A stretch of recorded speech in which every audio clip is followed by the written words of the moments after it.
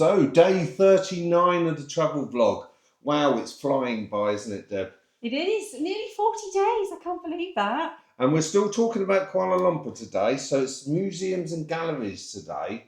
It is. Yeah? Yeah, because while we're in Kuala Lumpur, as you know, we are looking for things to do and things to video for you. So one of the things that came up in our research was museum and galleries. So we've got our notes as usual, true to form. Yeah. So bear with me because I do all of the reading. And I obviously have to put my glasses on and look down a lot. So I do apologise. So the first one is the Islamic Arts Museum Malaysia.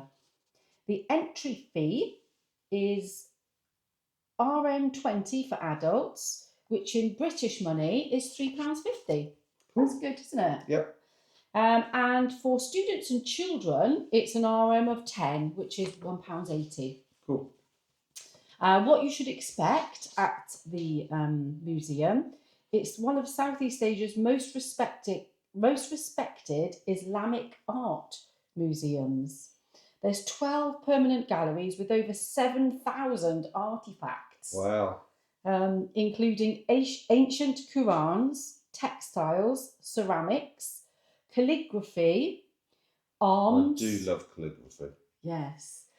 So I'm imagining they've obviously cut out pieces of walls and they're going to be on display. Is that what you think it's going to be?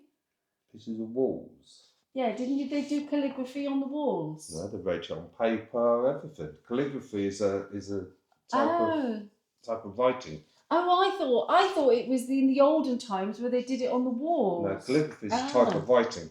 There's my ignorance there. Good job, Patrick's with me.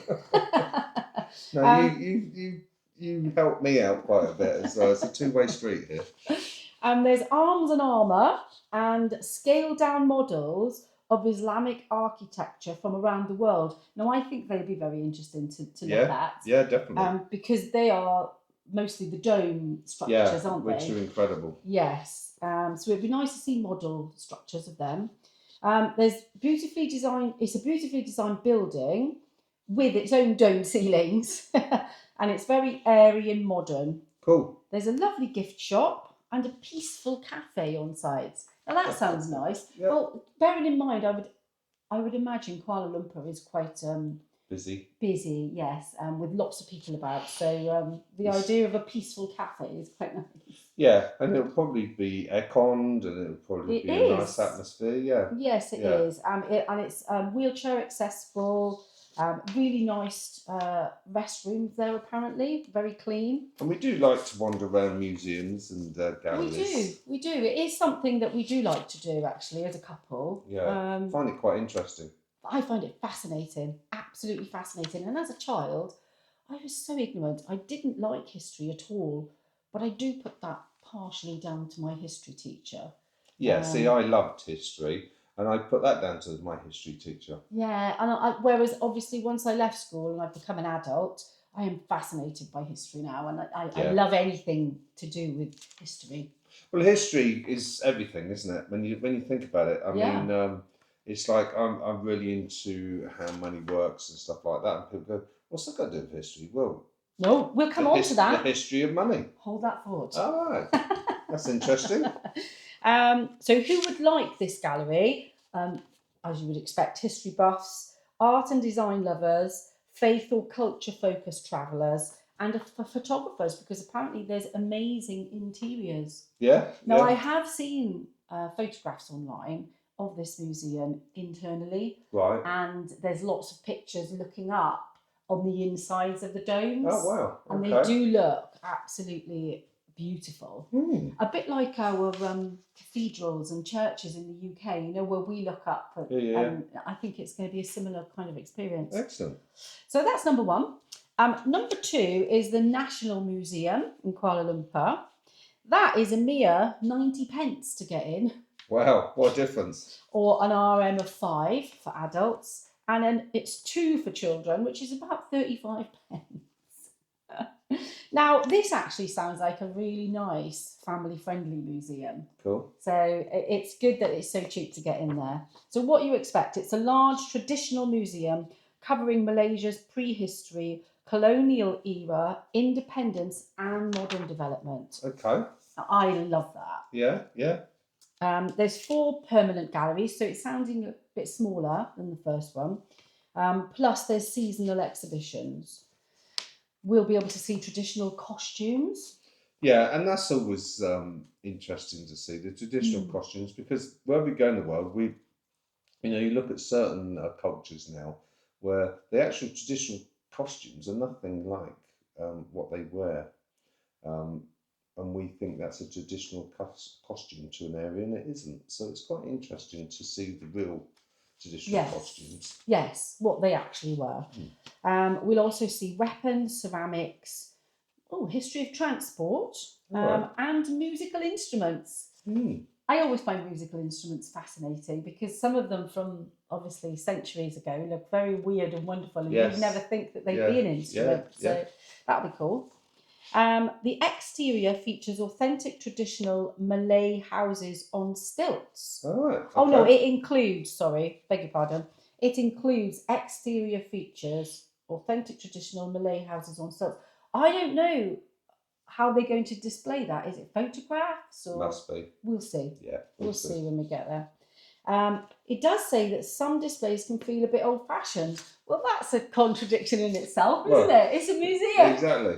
Yes. and things in there might be a bit old-fashioned. Yeah. We're hoping. But overall, it's a solid introduction to Malaysia, which is why I would be going there, I think, just to get that good feel for it.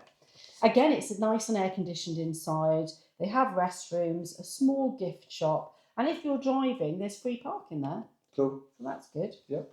Best time to visit is weekdays before lunch because there's less school groups around at that time. Yeah, makes sense. And it'll probably take you up to 2 hours to explore. Okay, well, I would look forward to doing that. Yeah, me too. I really like the sound of this one.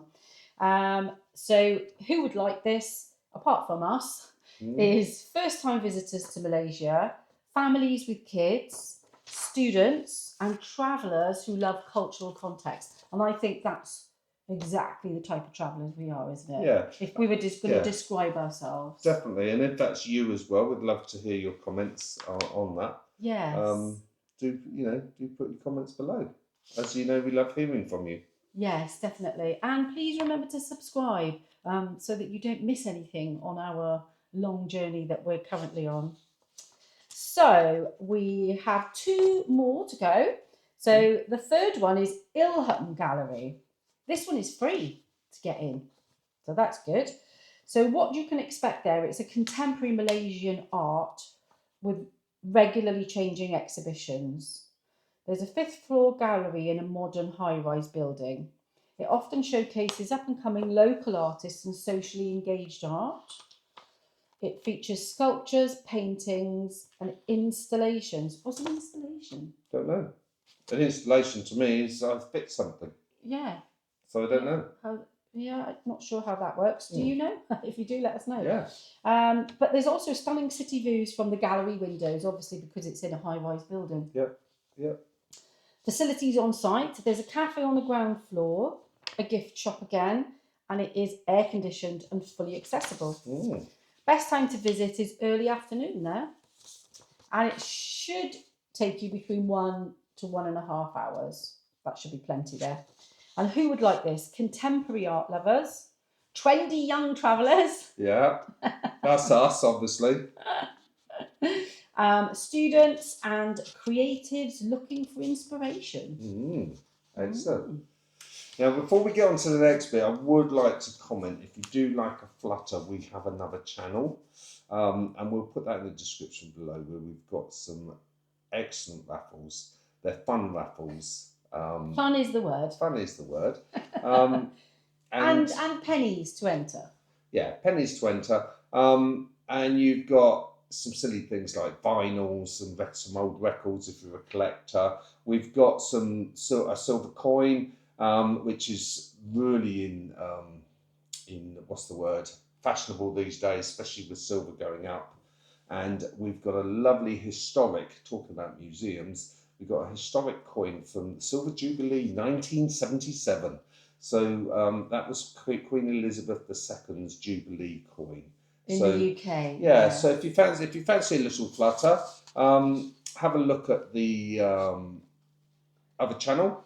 Freedom Lifestyle Raffles. Yeah, and we'll leave a little link in the description below. We will, yeah. Good luck if you enter. Yeah. So the final place, and this is the one definitely for Patrick, is the Bank Negara Malaysia Museum and Art Gallery. Now, again, it's free.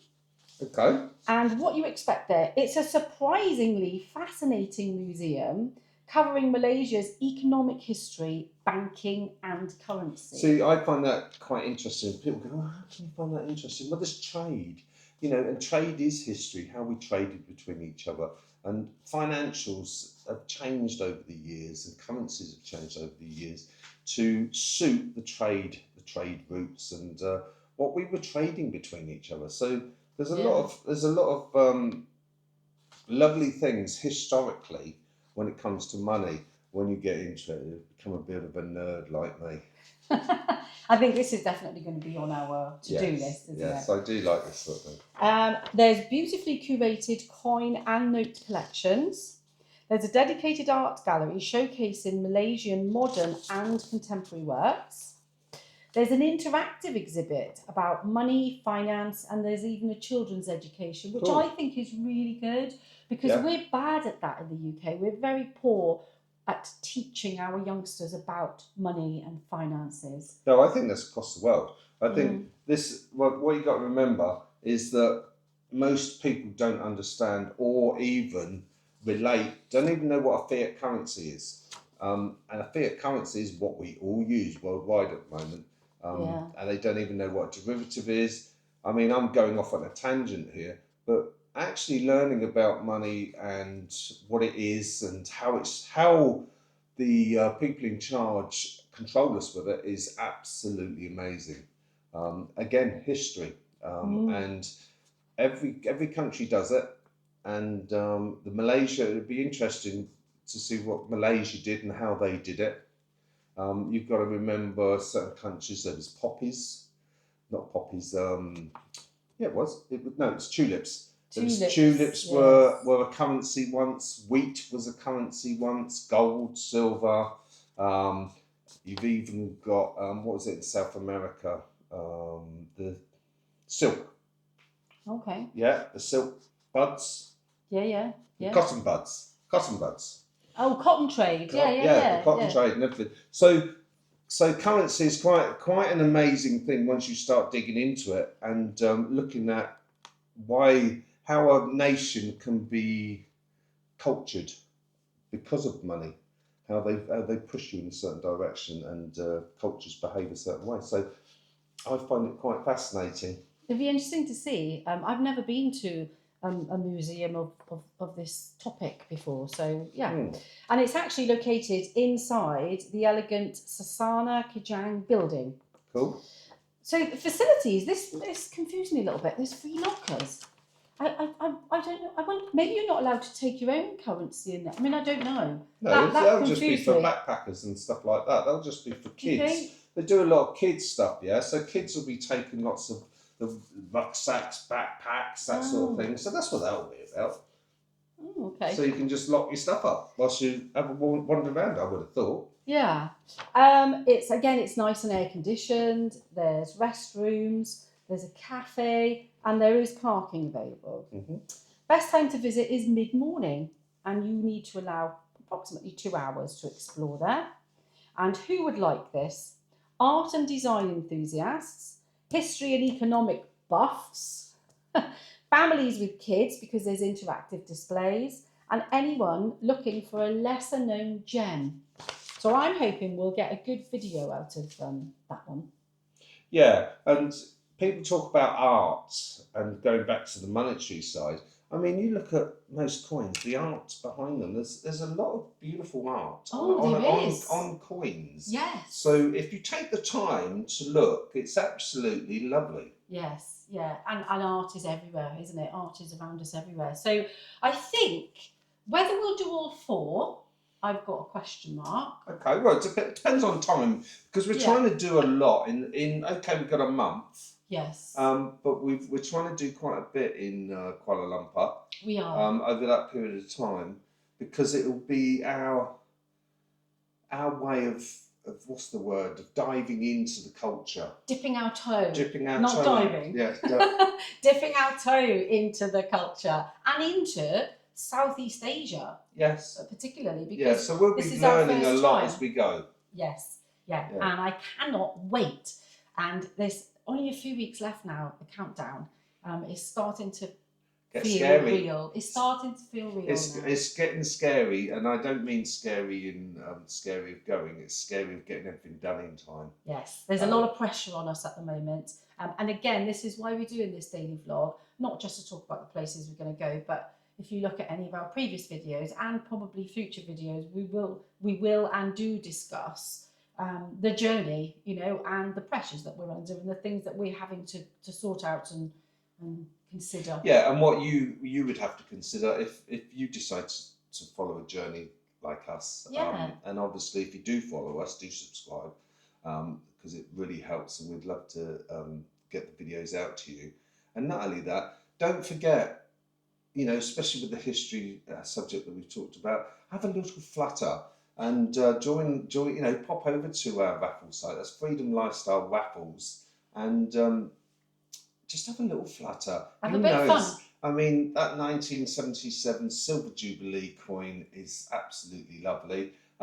If you want real silver, you want the real McCoy, there's a 1 ounce silver coin there. So I'm doing my bit of bartering there, and sort of pushing onto the raffles because it's fun, and it, you know, you might have a little win.